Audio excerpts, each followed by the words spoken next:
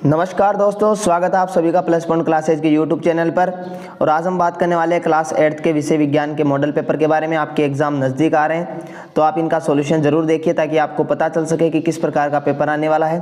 तो सबसे पहला क्वेश्चन है कि नायलॉन का उपयोग कहाँ होता है। तो नायलॉन का उपयोग कपड़े निर्माण में, दांत साफ करने और रस्से इत्यादि में होता है। तो इसका मतलब उपरोक्त सभी इसका राइट आंसर होगा, क्योंकि नायलॉन जो है वो एक प्रकार का मजबूत रेशा होता है, इसलिए हम मोस्ट ऑफ द उसका जो उपयोग है वो रस्से और तंबू बनाने में करते हैं। अगला जो क्वेश्चन है वो है कि वाहन के लिए कौन सा ईंधन कम प्रदूषक है। तो ये तो बहुत आसान क्वेश्चन, आप सब जानते हैं कि संपीड़ित प्राकृतिक गैस यानी कि सीएनजी जो है वो सबसे कम प्रदूषक है। आप इसकी फुल फॉर्म जरूर देखिए, कंप्रेस्ड नेचुरल गैस, और एलपीजी की भी liquid petroleum gas. Liquid petroleum gas जो है वो घरों में काम आती है ईंधन के रूप में। आगे बात करते हैं, सोने और चांदी को पिघलाने हेतु सुनार ज्वाला के किस क्षेत्र का उपयोग करता है। तो वो करता है बाह्य क्षेत्र का उपयोग, और उसका कलर कौन सा होता है। तो वो होता है ब्लू रंग की ज्वाला। तो हो सकता है आपको ये भी पूछ ले कि कौन से कलर की ज्वाला, तो ब्लू कलर की जो ज्वाला होती है उसका उपयोग करता है। अगला क्वेश्चन है, निम्न कथन को सत्य अथवा असत्य चिन्हित कीजिए। तो अगला क्वेश्चन है, निषेचित अंडा युग्मनज कहलाता है। बिल्कुल सही बात है कि निषेचन के बाद जो अंडा होता है वह युग्मनज बन जाता है। अगला क्वेश्चन है, किशोरावस्था में लंबाई में वृद्धि होती है। बिल्कुल सही बात है, किशोरावस्था में लंबाई में वृद्धि होती है। यदि आप घर के बाहर है तो भूकंप आ गया तो आप घर के अंदर आओगे। बिल्कुल गलत बात है, अगर हम बाहर है तो अंदर क्यों आएंगे, क्योंकि हमें भूकंप में तो बाहर जाना होता है। अगला सवाल है, यदि आपके घर या आसपास आग लग जाए तो आप क्या करेंगे। तो सबसे पहले तो हम जो विद्युत की आपूर्ति है वो बंद करवा देंगे, क्योंकि बिजली आएगी तो हमें ज़्यादा नुकसान हो सकता है। उसके बाद हमारे पास जो अग्निशमन यंत्र है तो हम अग्निशमन यंत्रों का प्रयोग करेंगे, या फिर पानी जो है उसका प्रयोग करेंगे। अगला है, बाह्य निषेचन का एक उदाहरण दीजिए। तो बाह्य निषेचन क्या होता है, जब निषेचन मादा के गर्भ के बाहर होता है तो वह बाह्य निषेचन होता है, और इसका जो एग्जाम्पल है वो होता है मेंढक वगैरह में जो निषेचन होता है वो बाह्य निषेचन होता है। अगला जो क्वेश्चन है वो है, पौरुष हार्मोन का नाम लिखिए। तो पौरुष हार्मोन कौन सा होता है। तो पौरुष हार्मोन होता है टेस्टोस्टेरोन। तो टेस्टोस्टेरोन इसका राइट आंसर हो जाएगा। आगे बात करते हैं नेक्स्ट क्वेश्चन की। दो बादलों के चित्र बनाकर उनमें आवेशों को दर्शाइए। तो आपको दो बादल बनाने हैं, एक में माइनस माइनस हो जाएगा और एक में प्लस प्लस हो जाएगा। इस प्रकार आप बादलों में आवेश को दर्शा सकते हो। अगला क्वेश्चन है, सौर परिवार का सबसे बड़ा ग्रह बृहस्पति, इसका चित्र बनाइए। तो बृहस्पति सबसे बड़ा ग्रह होता है और उसके अंदर ऐसे इस प्रकार की वलय होती है, ऊपर नीचे बिल्कुल नॉर्मल होता है। तो आप इस प्रकार का एक चित्र बना सकते हो। अगला क्वेश्चन है, नाइट्रोजन चक्कर का चित्र बनाइए। तो सबसे पहले आप स्क्रीन पर देख सकते हो कि किस प्रकार का ये चक्कर है। इसमें पेड़ पौधे जो हैं वो बैक्टीरिया के द्वारा नाइट्रोजन स्थिरीकरण द्वारा नाइट्रोजन को प्राप्त करते हैं और फिर वापस से छोड़ देते हैं, और किस प्रकार ये वायु के द्वारा वापस रिटर्न होके में मिल जाता है। तो आप इसे एक बार देख लीजिएगा। अगला क्वेश्चन है, सर्दियों के लिए आप अपने मित्र को किस प्रकार के वस्त्र खरीदने की सलाह देंगे। तो जाहिर सी बात है, सर्दियों में ऊनी वस्त्र खरीदने की सलाह देंगे। रीजन कौन कौन से हैं, एक तो ऊनी वस्त्र जो है वो मोटे होते हैं, उनके फर ज़्यादा होते हैं, इसलिए हमें सर्दी से बचाएंगे। और ऊनी कपड़ा जो है वो गर्म ज़्यादा होता है और सर्दियों में हमें नुकसान नहीं पहुंचाएगा। उष्मा का अच्छा अवशोषक होता है, इसलिए तो इस प्रकार आप ऊनी कपड़े के बारे में और भी कुछ बता सकते हो। अगला क्वेश्चन है कि निम्नलिखित को मिलाइए।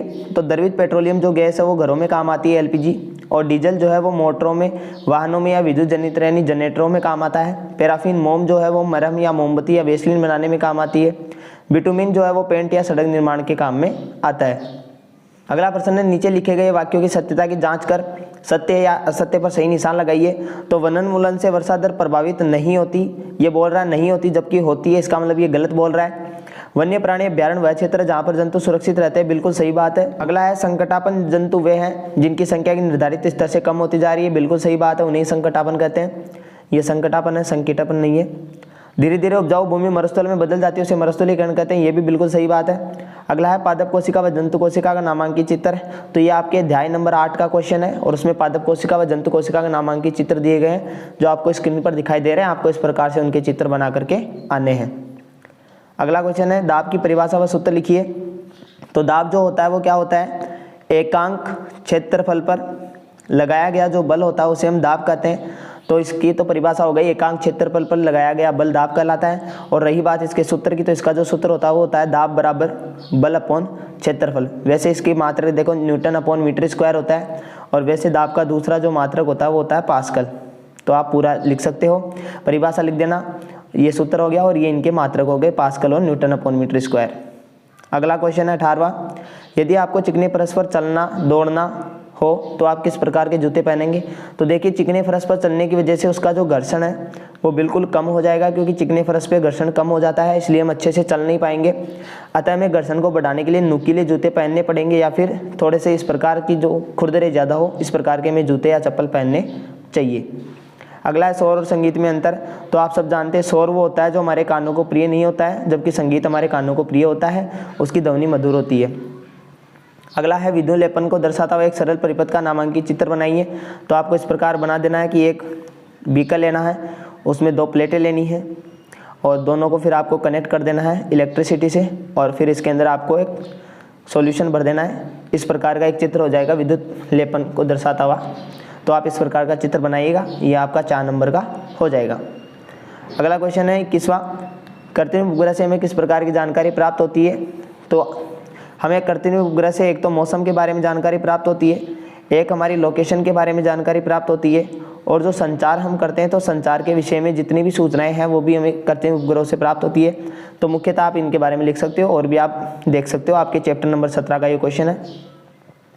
अगला, आप अपने घर में गेहूं का भंडारण करना चाहते हैं तो आप क्या क्या तैयारियां करेंगे। तो देखिए 6 नंबर का क्वेश्चन है, तो इस प्रकार से आपको बढ़ा चढ़ा कर लिखना है।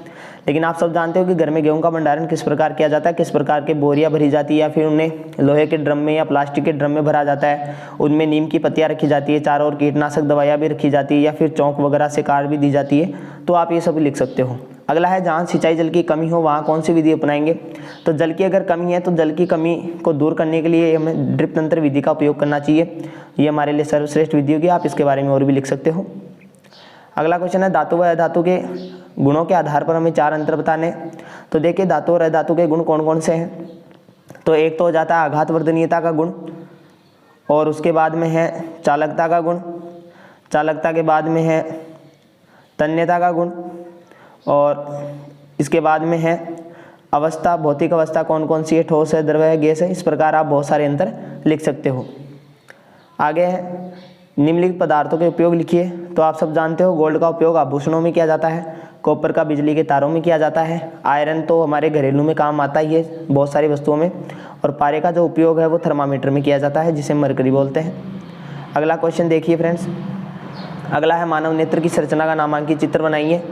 तो आपको स्क्रीन पर दिख रहा होगा, इस प्रकार मानव नेत्र की संरचना है, आप इसे बना सकते हो। अगला क्वेश्चन है, ट्रैफिक पुलिस से आप सड़क सुरक्षा संबंधी कौन से 2 प्रश्न पूछेंगे। तो आपको अपनी इच्छा के अनुसार 2 प्रश्न पूछने, वो भी ट्रैफिक पुलिस से। तो आप जिस प्रकार से वो प्रश्न पूछ सकते हो, अपने कॉमन सेंस से आप इसका आंसर लिख सकते हो।